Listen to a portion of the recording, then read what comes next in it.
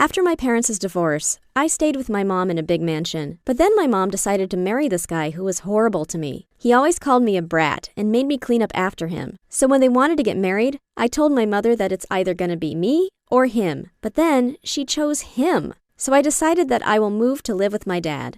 At that point in my life, I haven't seen my dad in 15 years. And on top of that, he lived in a different state. I flew there, and when I met him, I was actually disgusted. He smelled, and his home was messy and dirty. On top of that, my dad lived in a small village.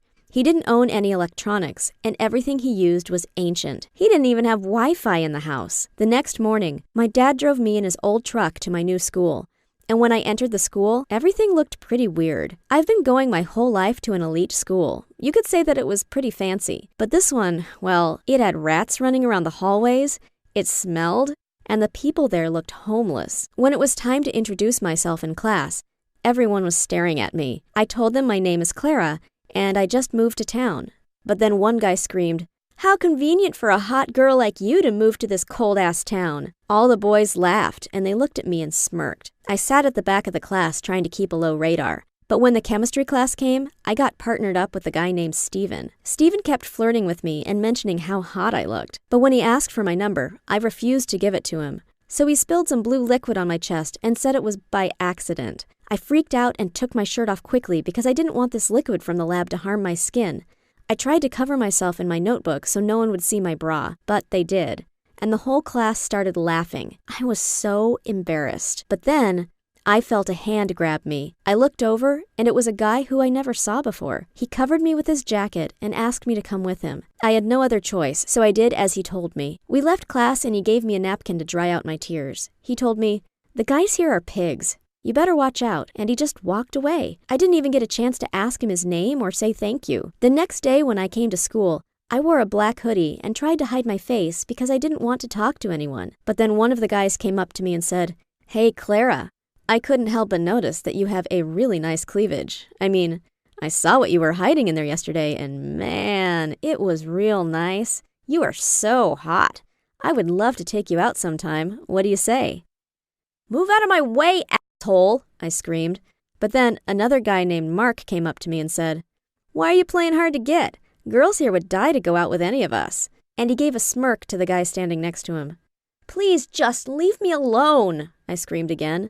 But then one of the other guys came and put his arm around my shoulder and said, "This is not how you approach a girl like her.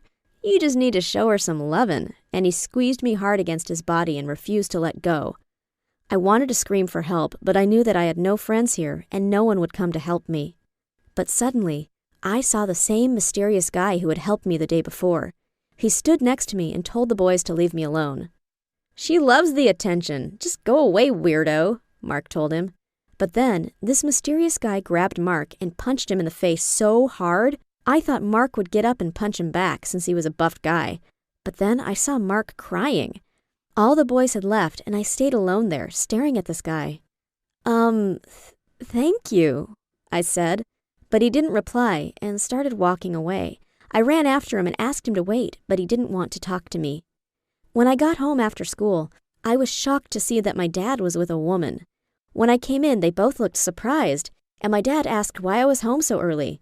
Did he like to forget when I finished school? The woman was wearing trashy clothes. She looked like a total hoe, and I didn't really want to think about what she did with my dad, so I went upstairs to my room without eating anything. I sat in my room, and I was having a miserable night. I couldn't believe that my life turned out this way. But that's when I noticed that there was someone standing outside watching me in the dark. I opened my window and shouted, "Hey you! I see you! Come out of the bushes!" A minute passed before the person showed himself. It was the mysterious guy. "Oh, that's you. What are you doing here?" I asked him.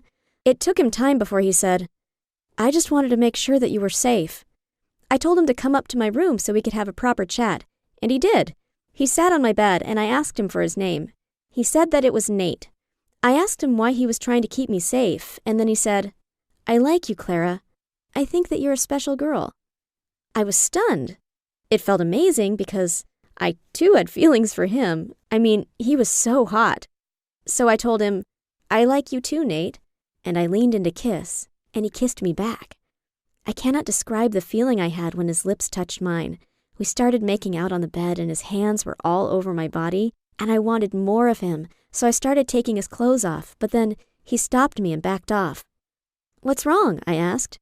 But Nate seemed disturbed. He then said that he cannot see me again and that I should never talk to him. I asked him why, and he said, "I can't date you. Don't ask too many questions." And he got out of the window and just left. I couldn't believe why Nate would do that. I was so upset that I cried all night. The next day at school, my eyes looked puffed and my face looked tired, but as I was walking down the hallway, the same group of guys came to hit on me. They started bothering me again, and this time, Mark held my hand and kissed it. I wanted to puke. But then Nate came and told Mark to leave me alone. But I was pissed with Nate, so I told him to piss off. Then I grabbed Mark and kissed him in front of Nate. Nate said nothing and just walked away. His reaction was weird, but whatever. Everything about him was weird anyway. As for Mark, he got so excited that I let him kiss me, and his friends started cheering him with disgusting language that I cannot mention here. From that day, Mark and I started dating. I didn't really like him, but at least that way, other guys left me alone. At the beginning, dating Mark wasn't that awful, but then I found out he was cheating on me with other girls after I caught an STD. When I confronted him, he just laughed and said that STDs are not a real thing and that I was lucky to even be with him. I couldn't believe how rude he was. I told him I was breaking up with him and slammed the door in his face. The next day, I went to the same clinic where they did my tests, and luckily, my STD was treatable, and all I had to do was take antibiotics. When I left the doctor's office, I was surprised to see Nate standing outside in the parking lot. So embarrassing. Now he'll know that I was getting checked for an STD. I went to say hi, but then the same disgusting woman my dad is came and stood next to Nate. She had a cigarette in her hand, and then she told him that she was done with her tests. I wanted to puke. But then Nate tells me, "Meet my mother, Margaret." I was shocked. That horrible woman was his mother? Ugh. Margaret then started screaming at Nate. "Are you going to let me stand there all day? Move your ass now!" And then Nate got into his car and drove her off. Next day I tried to find Nate at school, so I waited for him next to his locker. When he saw me, he told me that we shouldn't talk, but I insisted that we go to the back of the school and talk in private. "I understand why you didn't want to see me now.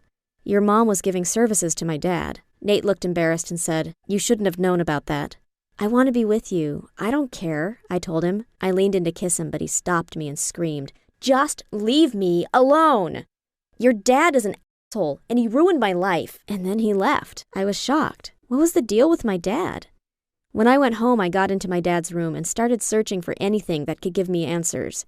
And what I found left me speechless. There was a bag filled with cash, which looked about $3 million. On top of that, there was a notebook that had Margaret's name on it, and inside of it, there were detailed calculations of the share of her money. This was so disgusting. My dad was actually the person getting Nate's mother into the business? I went to my room and I started packing my stuff. I was going to leave this house.